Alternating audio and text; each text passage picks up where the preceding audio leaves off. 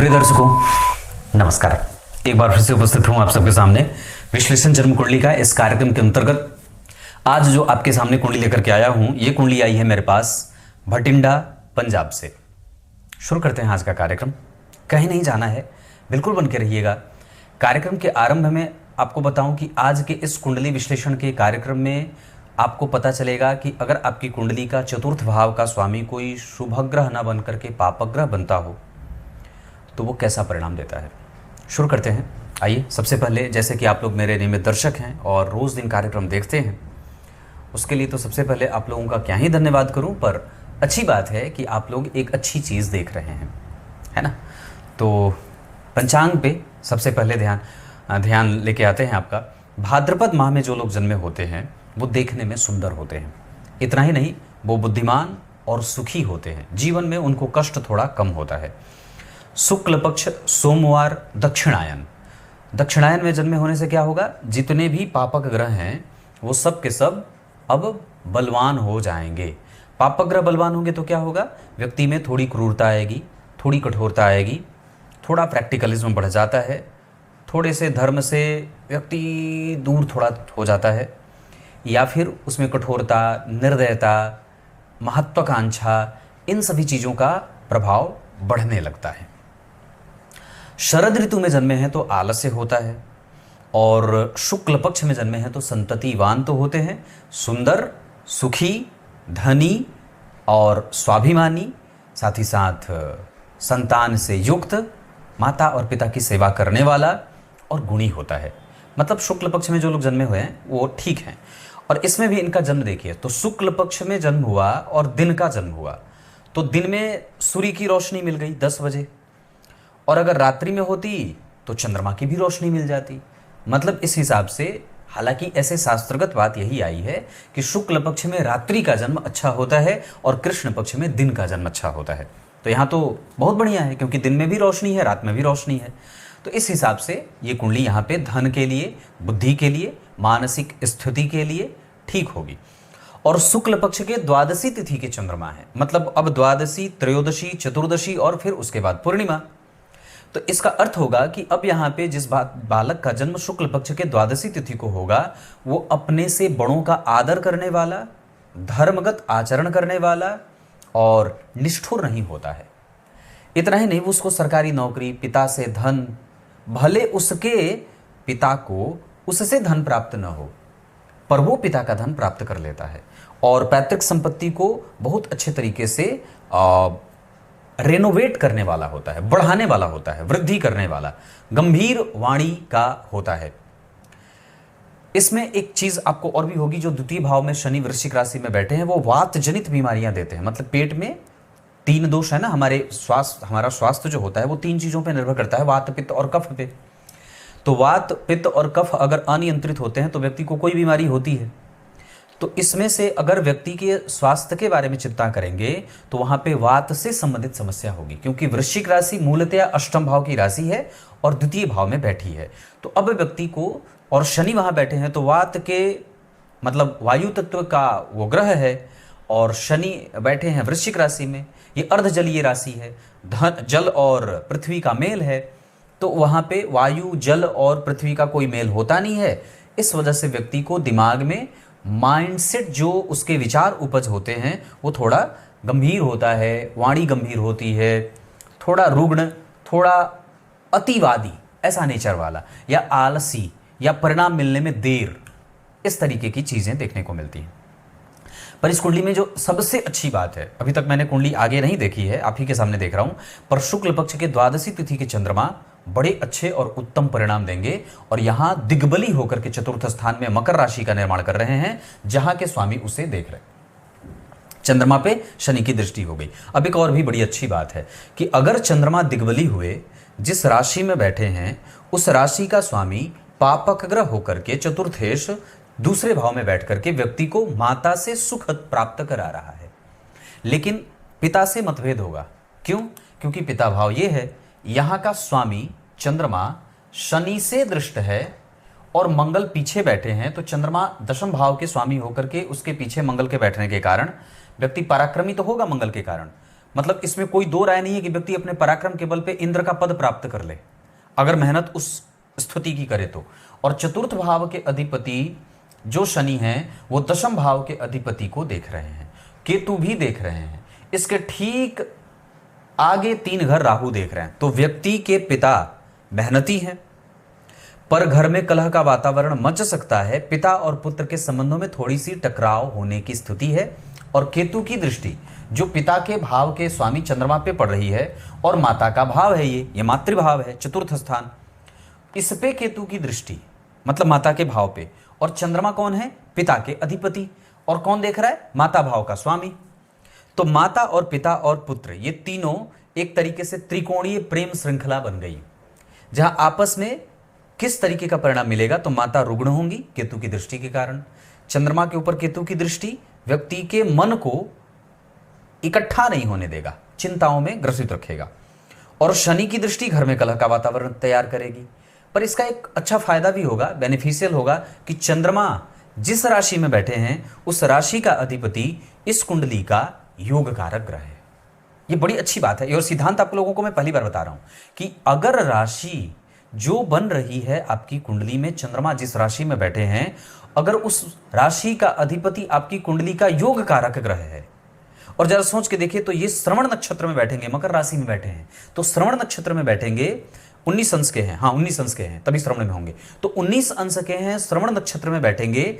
अब उस पर शनि की दृष्टि पड़े तो चंद्रमा बलवान है, चंद्रमा बली है, योग कारक ग्रह की राशि में बैठ गया, दिग्बली है, और उसके ठीक आगे गुरु बैठे जो उसका मार्ग खोल रहे हैं। जैसे ही 19 डिग्री के बाद थोड़ा सा आगे बढ़ेंगे, अगले ही पल गुरु चंद्रमा का गजकेसरी योग बन जाएगा, तो उसका भी प्रभाव व्यक्ति पे पड़ेगा। और केतु की दृष्टि के कारण व्यक्ति के मन मस्तिष्क में घर में कलह और माता के साथ मतभेद तो नहीं होता, पर पिता के साथ मतभेद हो सकते हैं, वैचारिक मतांतर हो सकता है ना। ऐसा श्रवण नक्षत्र में जन्मे हैं, विष्णु भगवान की खूब पूजा करिए। मैं सोच रहा हूं आप लोगों के लिए एक इस चैनल पे इष्ट के बारे में आप लोगों से चर्चा करूं कि आपको साइकिल चलाते समय, आपको गाड़ी चलाते समय, आप कुछ भी कर रहे हैं और आपको लगता है कि कोई एक देवता है, कोई एक देव हैं जिनके बारे में आप ज़्यादा सोच रहे हैं, जैसे विष्णु भगवान के बारे में सोच रहे हैं, गणेश जी के बारे में सोच रहे हैं, देवी मैया के बारे में सोच रहे हैं, भोलेनाथ के बारे में सोच रहे हैं, बजरंग बली के बारे में सोच रहे हैं, शनिदेव के बारे में सोच रहे हैं, है ना। तो किसी भी देवता के बारे में आपके दिमाग में निरंतर उनसे निकटता महसूस हो रही है, तो वही आपके इष्ट देव हैं। ऐसे कोई आवश्यक नहीं है कि आपके इष्ट देव से आपके भाई के इष्ट देव में समानता हो जाए, ये दोनों अंतर और अलग अलग हो सकते हैं। आपके पूर्व जन्म के प्रभाव और कर्म के आधार पे आपके इष्ट देव कई बार आपसे बहुत ज़्यादा निकट होते हैं, और कई बार आपके भाई के इष्ट देव अलग हो जाते हैं। कुल देवता अलग होते हैं, वो कुल परंपरा में जितने भी उस कुल में जातक जन्मे हैं, जितने भी लोग जन्मे हैं, उन सबके कुल देवता एक होंगे, पर इष्ट देव उसी कुल में जन्मे हुए 10 लोगों के अलग अलग हो सकते हैं। किसी का बजरंगबली में श्रद्धा ज़्यादा है, कोई देवी मैया को ज़्यादा मानता है, कोई शिव का उपासक है, कोई भगवान गणेश जी के साथ अपनी प्रीति रखता है। तो ये जो बात बन रही हुई है, ये मैंने ऐसा इसलिए यहाँ पे कह दिया क्योंकि आपको स्वतः तो जिस भगवान से प्रीति हो वो तो ठीक है, पर आपको करनी चाहिए भगवान विष्णु की पूजा। ओम विष्णवे नमः इस मंत्र का जप किसी सिद्ध महापुरुष से प्राप्त करके उस मंत्र का जप आपको करना चाहिए। साथ ही साथ चिरचीटा, जिसको कि आपामार्ग बोलते हैं, उसकी जड़ कम से कम तर्जनी उंगली के बराबर 3 गुणा करके, मतलब इसी तर्जनी उंगली के बराबर काटिए उसको रविवार के दिन, और उसको 3 गुणा करके उसको चांदी के ताबीज में भर के अपने गले में धारण करिए, इसी ओम विष्णवे नमः इस मंत्र का जप करके। भगवान ठाकुर जी को, शालिग्राम भगवान को सफेद चंदन लगाइए, उनको तुलसी का दल पकड़ाइए, साथ ही साथ उनको भोजन भोग राग की व्यवस्था, अगर कोई ठाकुर जी हैं मंदिर में तो उनके लिए ये काम करिए, है ना। मंदिर की सेवा, मंदिर का दर्शन, मंदिर की सफाई, अगर मंदिर में कहीं आसपास आपके यहाँ मंदिर है तो उसमें घी का खर्चा, धूप बत्ती का खर्चा, रुई का खर्चा, सरसों तेल, तिल तेल, अगर जो दिया आदि जल रही हो उसमें एक आप अपना स्टैंड खरीद लीजिए, पीतल का 1000-1200 में मिल जाता है। उसमें महीने में 1 लीटर में तेल तो पूरा हो जाए, तो महीने भर तेल 1.5 लीटर 2-3 लीटर दे दीजिए। सरसों तेल दे सकते हैं, घी दे सकते हैं अगर सामर्थ्य है तो, उसके बाद आप बढ़िया बाती दे सकते हैं। तो ये काम आपको ठाकुर जी के प्रति आपकी प्रीति बढ़ाएगा और आपका यश बढ़ाएगा, है ना। तो कहने का अर्थ यहाँ तक था। और उसके बाद आगे बात करते हैं अति गंड योग। ये ठीक थोड़ा नहीं होता, स्वास्थ्य में चिंताएं देता है, और आगे बढ़ के बता दूं, वैश्य वर्ण और देवगण होगा। तो वैश्य वर्ण के होने के कारण व्यक्ति में दयालुता है और वो अपने लाभ और हानि को लेकर के काफी मतलब प्रोग्रेसिव है, ये कह सकते हैं। लग्न पे अब बात करते हैं, लग्न के मान पे। मैंने ये पंचांग यहां पे खत्म किया, अब आपको लग्न पे लेके आता हूं। लग्न का मान बना है 16 अंश का, मतलब ये 15 अंश के करीब का लग्न है, 14, 15, 16। इस लग्न को प्रबुद्ध लग्न कहा जाएगा। और किसी भी जातक की कुंडली अगर प्रबुद्ध लग्न की बनती हो तो उसमें ग्रहों का फ्लक्चुएशन बड़ा कम सा होता है। और इसी के कारण इस कुंडली में जो चलित चक्र की स्थिति बनी है उसमें ग्रह बिल्कुल भी बदल नहीं रहे हैं। मतलब लग्न का मान अगर बढ़िया बना तो आपकी कुंडली में जितने राजयोग बनेंगे, अभी मैंने चलित चक्र पे अपने नकुल पाराशर वाले चैनल पे एक अच्छा प्रोग्राम बनाया है, अगर आपने नहीं देखा है तो जाकर के देख लीजिए। तो वहां पे अगर ग्रह चलित चक्र में बदल नहीं रहा है तो बहुत अच्छी बात हो जाती है कि वो अच्छा परिणाम देगा। परंतु अगर मान लीजिए हम यहीं पे इस कुंडली में बात करते हैं तो शास्त्र कहता है कि बुध 12वें भाव के अच्छे नहीं होते। और उदाहरण देता हूं कि अगर मान लीजिए बुध यहीं पे 12वें भाव में बैठे हैं, ये बुरे हो गए, निश्चित रूप से बुरे हो गए, इसमें कोई संशय नहीं है। और इस कुंडली के लिए अगर बुध यहीं बैठे हैं और चलित चक्र में भी नहीं बदल रहे हैं, इसका अर्थ होगा कि बुध काफी हद तक उस जातक को मेंटेन करता हुआ परिणाम देगा। निगेटिव ही देगा तो मेंटेन करेगा, वो बहुत ज्यादा डिप्रेस नहीं करेगा। मतलब उसकी जो ग्राफ है परिणाम देने की वो बहुत सस्टेन करेगी, आप समझ रहे होंगे, एक तरीके की बुराई देगी। और अगर वो बुध चलित चक्र में एकादशवें में बैठ गए या लग्न में बैठ गए तो अब ये बहुत अच्छी बात हो जाएगी कि चलो कम से कम यहां से बदल रहे हैं और अच्छा भाव पकड़ रहे हैं। राशियां नहीं, भाव अच्छा पकड़ रहे हैं, मतलब वो कन्या राशि का ही परिणाम दे रहे हैं, पर लग्न का दे रहे हैं या एकादशवें का दे रहे हैं। पर यहां पे इस चक्र में चलित कुंडली में कोई भी ग्रह बदल नहीं रहा है, इस वजह से सारे के सारे ग्रह लगभग अच्छे परिणाम करेंगे। क्योंकि अगर सूर्य की बात करते हैं तो वो 28 अंशों के हैं और वो ढलान पे हैं, इस कारण से वो कम से कम यहाँ पे प्रबुद्ध होकर के आपकी कुंडली का परिणाम देंगे। लग्न का मान बहुत अच्छा है, इस वजह से स्वास्थ्य ठीक है, आयु ठीक है, कोई गंभीर बीमारी नहीं है। और एक बात तो और भी कह दूं तो आपकी कुंडली में अष्टम भाव के भी स्वामी होते हैं, शुक्र लग्नेश होकर के जन्म कुंडली के लग्न में बैठे हैं तो आयु, स्वास्थ्य, श्रेष्ठता, बुद्धिमानी, गंभीरता, अनुभव, धर्माचरण करना और दान करना, पुण्य करना, बड़ों का आदर करना और एक श्रेष्ठ आयु जी लेना, जीवन में बहुत ज्यादा संघर्ष न करना और बेहतर तरीके से अपने जीवन को पटरी पे लेके चलना। थोड़ी सी कमजोरी 12वें भाव में बुध केतु के कारण और द्वितीय भाव में शनि के कारण होगी। मतलब लग्न कुंडली में पाप कर्त्री लग रहा है ना, शनि और केतु के कारण। लग्न पे अगर आप बात करते हैं तो गुरु की दृष्टि है जो इस कुंडली के लिए तृतीय भाव के स्वामी होकर के पंचम भाव में बैठे हैं।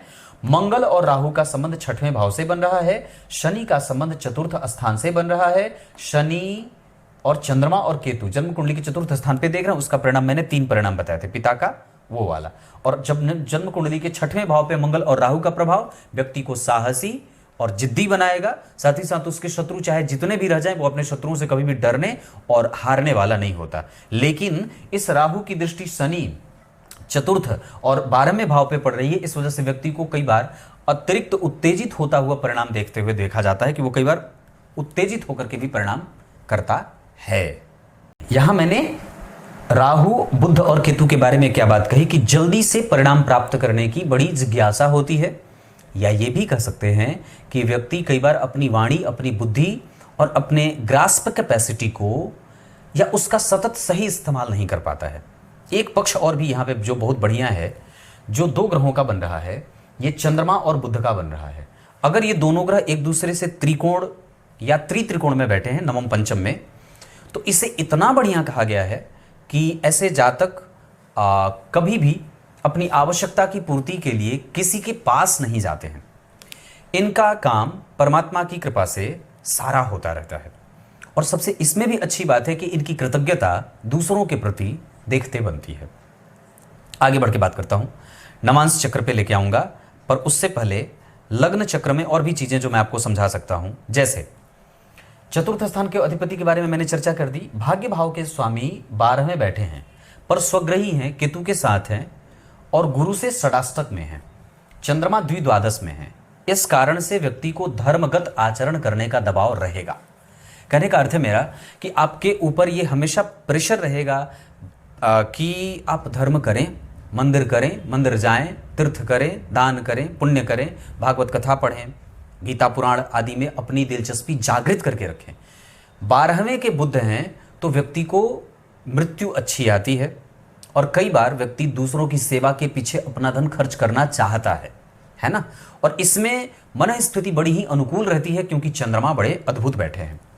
एकादश में के सूर्य बढ़िया, लग्न के शुक्र मालव्य योग, द्वितीय के शनि योग कारक ग्रह होकर के और चंद्रमा दिग्बली, मंगल को जहां बैठना चाहिए था वहीं बैठे हैं। गुरु पंचम भाव में अकेले एक तरीके की संतति देने वाले होते हैं, या तो खाली लड़का हो या तो खाली लड़की हो। वैसे ऐसी स्थिति यहाँ पे भी देखने को मिल रही है, पर कई बार अगर ऐसा नहीं है, जैसा कि शास्त्र में कहा है, मैं अपने मन से नहीं कह रहा, कि यहाँ पे जो होते हैं ये एक तरीके की संतति देते हैं, या तो खाली लड़का या तो खाली लड़की। और दूसरा, अगर कोई दोनों ही हो जाती है तो उसमें संतान में पत्नी का भाग्य भी जुड़ जाता है। इसमें कोई इनकार करने वाली बात नहीं है कि ऐसा आपने कहा तो ऐसा क्यों हो गया। नवांश कुंडली पे लेके आता हूं। नवांश कुंडली में लग्न कुंडली के पंचम भाव के स्वामी यहाँ के लग्नेश बने हैं। ये इस कुंडली की सबसे अच्छी बात है और इसी के कारण इस कुंडली में शनि की दशा व्यक्ति को गंभीर धन देने वाली बनेगी और उसके व्यक्तित्व का जो है वो प्रभाव विकसित करने वाली होगी। बुद्धि को लेकर के नवांश कुंडली पर फलादेश एक साथ समग्र रूप से कर रहा हूं। व्यय होगा क्योंकि 12 में शुक्र बैठे हैं, पर मित्रस्थ होकर के बैठे हैं और शुक्र और शनि का आपस में परिवर्तन हो रहा है, इस वजह से मैं इसे अच्छा कहूंगा। दार्शनिकता अच्छी है, काम का काजी महिला से विवाह कई बार होता है, शिक्षकीय योग बहुत अच्छा बना है, कैपेसिटी अच्छी है, सुख भी बहुत अच्छा है। और एक चीज और है कि यहाँ जो गुरु बैठे हैं वो कुंभ में बैठे हैं और यहाँ गुरु जो बैठे हैं वो 2 नंबर में बैठे हैं, यानी कि 1 2 3 4 अपने भाव से 4 घर आगे बैठे गुरु, तो ये अच्छी बात हो गई। उसी तरीके से मंगल की बात करते हैं। मंगल यहाँ 9 नंबर में बैठे हैं और नवांश कुंडली में कहाँ बैठे हैं? 8 नंबर में। ये द्विद्वादश का संबंध हो गया। इस वजह से मंगल की दशा इस कुंडली को कभी कभी व्यय में लेके जाएगी। शनि की बात करते हैं। शनि यहाँ वृश्चिक में बैठे हैं और यहाँ शनि बैठे हैं तुला में, यानी कि ये भी पीछे गए। पर अच्छी बात क्या है कि यहाँ वृश्चिक में थे, इससे ज्यादा अच्छी बात है कि ये अपने उच्च के नवांश में गए हैं और शुक्र के साथ परिवर्तन कर रहे हैं।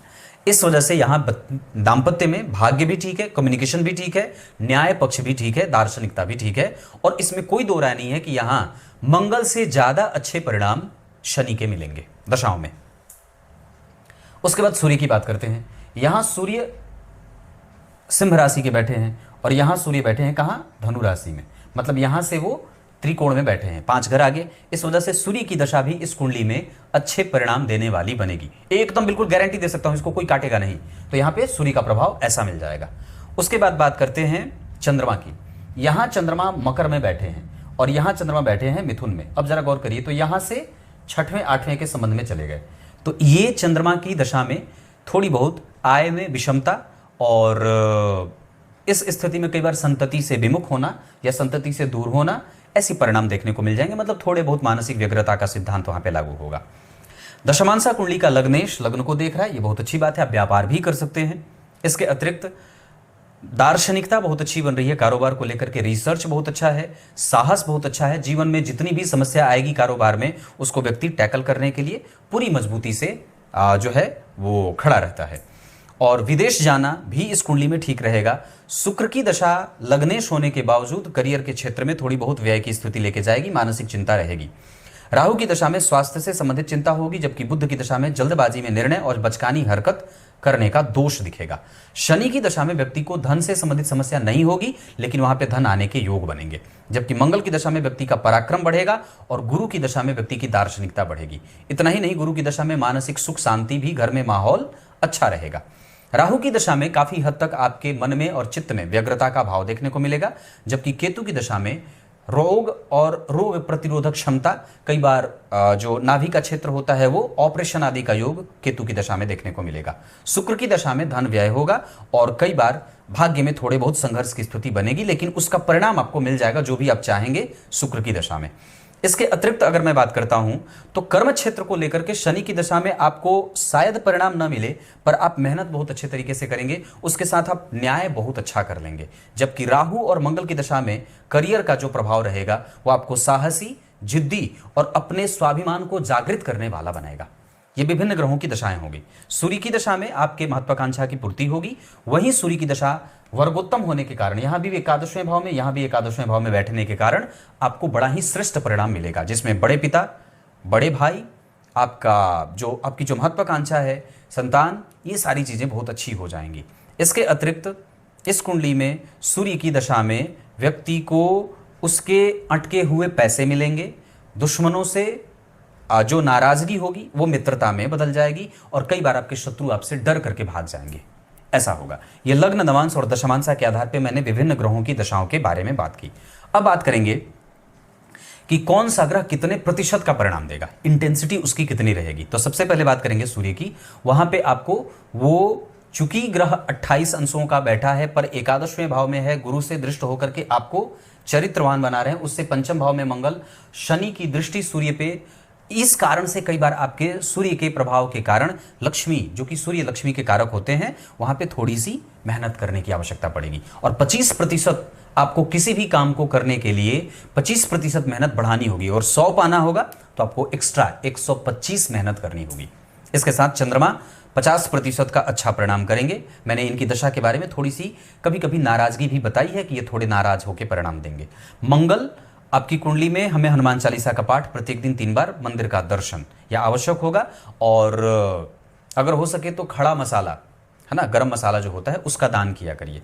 बुध और गुरु मृतप्राय तो नहीं है पर वृद्ध होकर के बैठे हैं, इस वजह से एनर्जी देने की आवश्यकता है। अपने विचारों को, अपने कृतज्ञता को बल देना है, धर्म ग्रंथ, धर्माचरण करना है, बड़ों का आशीर्वाद, गुरु मंत्र की शिक्षा दीक्षा ले लेनी चाहिए।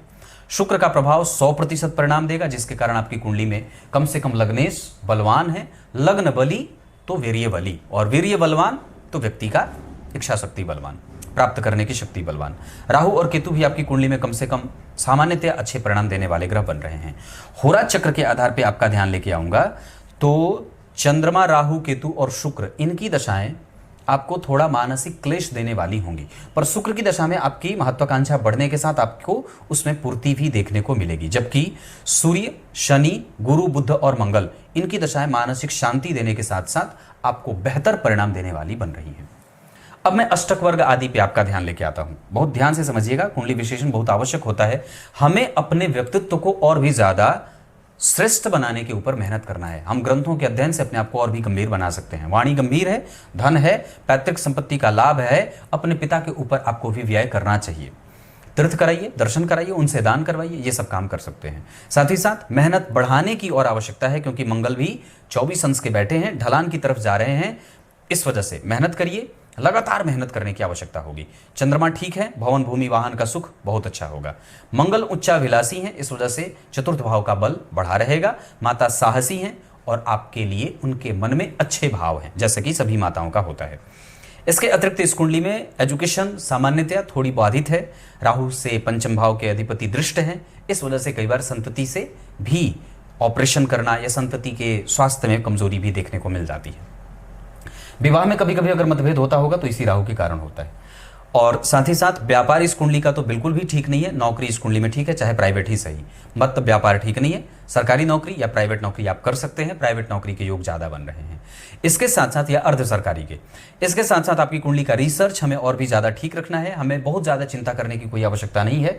नवांश कुंडली के अष्टम भाव में केतु बैठे हैं और यहाँ पे उच्च के शनि है, बहुत ज्यादा चिंतित होने की कोई आवश्यकता नहीं है। बस अपना काम, अपने कर्तव्य को पहचानने की आवश्यकता है।